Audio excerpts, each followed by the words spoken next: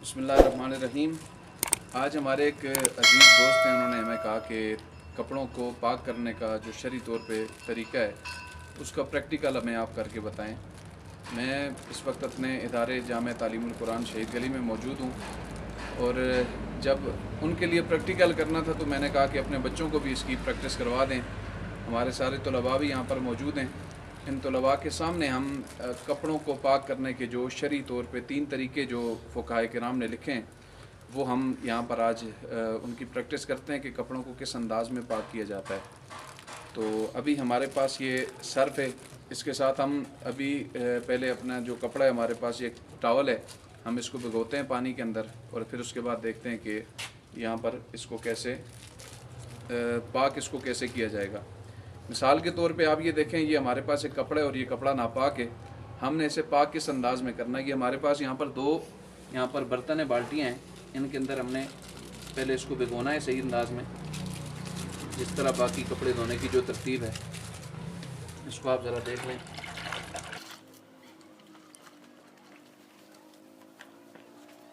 इसको हमने भिगो दिया अभी और इसके बाद अब देखते हैं कि हम पानी जो निकालना होता है, असल में जो कपड़ा पाक होता है उस सर्फ में डालने से पाक नहीं होता। साफ़ तो हो जाता है, दाग तो उसके धुल जाते हैं, लेकिन कपड़े की पाकी और नापाकी का जो मामला होता है, जब हम इसको पानी से निकालते हैं, जो सर्फ वाला पानी इससे निकाला जाता है, उस वक्त इस कपड़े की पाकी और नापाकी का मामला होता है। तो उसके लिए फ़ुक़हा किराम ने 3 तरीके बयान किए हैं। पहला तरीका उनमें यह है कि कपड़े को 3 मरतबा हस्बे कोशिश हस्बे इस्तिताअत उसको कपड़े को हमने 3 मरतबा धोना है। वो इस अंदाज़ में धोएंगे कि पहली मरतबा कपड़े को पानी में डाला जाएगा, फिर कपड़े को पानी से निकाला जाएगा और उसके बाद हाथों को भी धोएंगे, कपड़े को भी हस्बे इस्तिताअत उसको निचोड़ेंगे, बर्तन को भी धोएंगे और फिर दोबारा उसके बाद। ये तरीका थोड़ा सा मुश्किल है, लेकिन हम तीनों तरीके यहाँ पर आज सीखेंगे।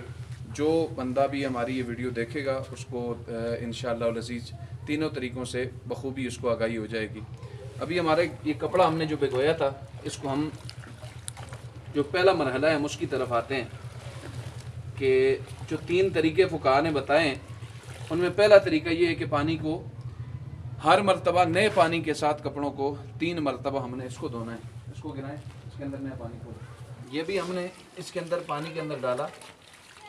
पानी से निकालने के बाद हमने इस कपड़े को हस्बे कोशिश हमने इसको निचोड़ना है, जितनी कोशिश भी हो सकती है। ऐसा नहीं कि कपड़े के अंदर कोई पानी का वो असर मौजूद ना रहे। कई लोग ये कहते हैं कि कपड़ा बिल्कुल खुश्क हो जाए, उसके अंदर मज़ीद पानी ना निकले। कोशिश करके इंसान के अंदर जितनी कुव्वत है पूरी कुव्वत के साथ इसको निचोड़ना होगा। वो कुव्वत ख़वातीन की अलग होती है, मर्दों की अलग है, ज़ाहिर सी बात है। तो ये ज़रूरी नहीं है, इस्लाम आपको अपनी ताकत से ज़्यादा उसके लिए मुकल्लफ़ नहीं करता है। ला युकल्लिफ़ुल्लाहु नफ़्सन इल्ला वुसअहा। उसके बाद हमने पानी गिरा दिया, इस कपड़े को साइड पे रखेंगे, कपड़े को पकड़ें आप। इसके बाद बर्तन को भी धोया जाएगा। ये पहला तरीका है जिसको हम कहते हैं मुश्किल तरीका है। फिर नया पानी हम भरेंगे। नया पानी भरने के बाद अब दोबारा से कपड़े को हम इसके अंदर फिर भिगोएंगे।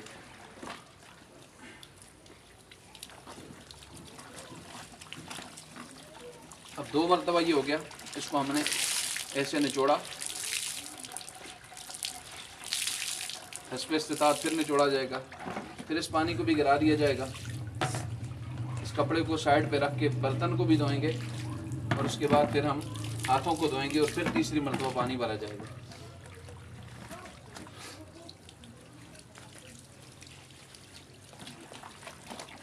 ये 3 मरतबा जब हम निचोड़ देंगे इसको, तो ये शरई तौर पे हमारा जो कपड़ा होगा वो पाक हो जाएगा। जब हमने इनको 3 मरतबा नए पानी के साथ हमने इस कपड़े को धो दिया है, अब जो तीसरा पानी होगा उसको हम गिरा देंगे। और दूसरा तरीका जो फ़ुक़हा किराम ने बयान किया है वो पहले तरीके से थोड़ा सा आसान है।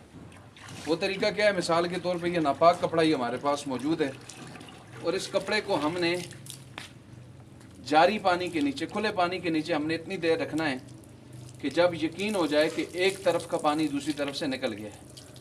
अब यहाँ पर हम ऊपर से इसको पानी लगा के रखते हैं, काफ़ी टाइम से ये पानी नीचे से बह रहा है। अब जब इंसान का ज़हन मुतमईन हो जाए कि हमने जो पानी ऊपर से डाला था वो सारी निजासत को या जो नापाकी उसको लेकर दूसरी तरफ से बाहर निकल गया, तो कुछ देर ऐसे पानी में कपड़े को रखने से कपड़ा पाक हो जाएगा। अब इसको फिर निचोड़ के हम वो जिस तरह खुश करने के लिए जहाँ पर भी आप ड्रायर के अंदर डाल सकते हैं या आप किसी भी जगह पर इसको फैला सकते हैं। जो तीसरा तरीका है वो बड़ा आसान है। हमने यहाँ पर पानी भर के रखा हुआ है, इसमें वो है जारी पानी के अंदर कपड़े को कुछ देर भिगो के रखना। ये पानी हमारे सामने मौजूद है, हमने इसके अंदर पानी डाल दिया है। इसको हम पानी पाइप के करीब करते हैं और यहाँ पर ख्याल ये होना चाहिए जितने भी नापाक कपड़े होंगे हम उनको जब पानी के अंदर डालेंगे तो पानी में डालते हुए ख्याल ये रहे कि यहाँ पर आप देखें ये पानी के ऊपर जो कपड़ा है इसके ऊपर क्या बना हुआ है, बबल बन जाता है। कभी ये तो टॉवल है, कोई और कपड़ा हो तो हमारे कपड़े ऊपर से बाहर फूल के बाहर आ जाते हैं। तो ये ख्याल रहे कि कपड़े का कोई भी हिस्सा पानी से बाहर नहीं होना चाहिए। एक कपड़ा हो, 2 कपड़े हो, 4 कपड़े हो, वो सारे के सारे पानी के अंदर हो। यहाँ से अब ये पानी हमारा एक तरफ से आ रहा है और यहाँ से पानी नीचे बह रहा है।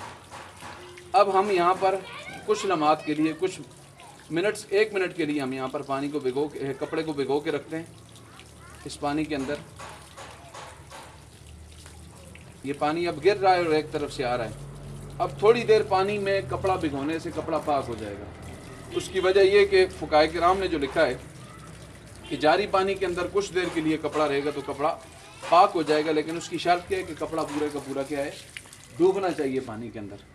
तो हम आम तौर पे ये होता है कि हमारे कपड़े पाक हो जाते हैं, नापाक रहते हैं लेकिन साफ़ हो जाते हैं, उनके ऊपर दाग धब्बे वगैरह तो नहीं रहते।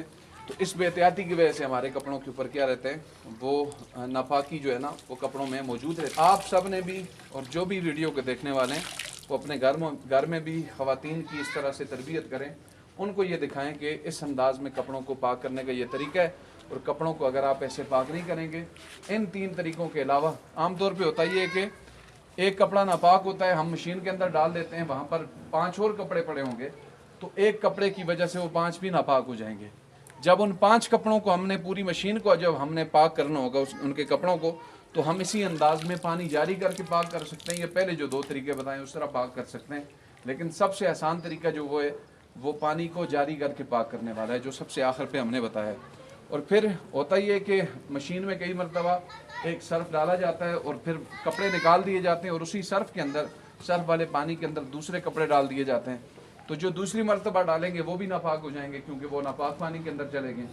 तो इस वजह से वो कपड़े सारे के सारे ही हमारे घर के जो होते हैं वो क्या होते हैं, नापाक हो जाते हैं। तो इसका बेहतरीन तरीका ये है कि हम कपड़ों को क्या करें, पानी के अंदर डालकर जब हम पानी सर्फ उनमें से निकाल रहे होते हैं, सर्फ वाला पानी निकाल रहे होते हैं साफ़ पानी के साथ, तो उस वक्त हम ये तरीका इख्तियार कर लें, पानी को हम इस कपड़े को भिगो के रखें, पीछे एक तरफ से पानी आ रहा हो और दूसरी तरफ से पानी गिर रहा हो, तो इस तरह हमारे सारे के सारे कपड़े पाक हो सकते हैं। अब वो पानी जिससे हमने कपड़ों को पाक किया था आखिर पे पानी जारी करके, तो उस बाल्टी के अंदर जो पानी भरा हुआ रह गया था वो पानी भी पाक रहेगा। ऐसा नहीं कि पानी हमें हर मरतबा नए सिरे से भरना पड़ेगा, वो पानी भी हमारा पाक रहेगा। इस तरह पानी का ज़िया भी कम होता है। अगर पहले वाला तरीका इख्तियार करें जिसमें बार बार 3 मरतबा हमने पानी से कपड़ों को हमने पाक करना है, तो उस तरह हर मरतबा पानी गिराना पड़ेगा। लेकिन यहाँ पर अगर जारी पानी वाला काम करते हैं, इसलिए मैंने इसको आसान कहा है कि जब जारी पानी वाला ये अमल किया जाएगा तो इसमें पानी भी नापाक नहीं होगा, कपड़े भी पाक हो जाएंगे, पानी भी हमारा पाक रहेगा।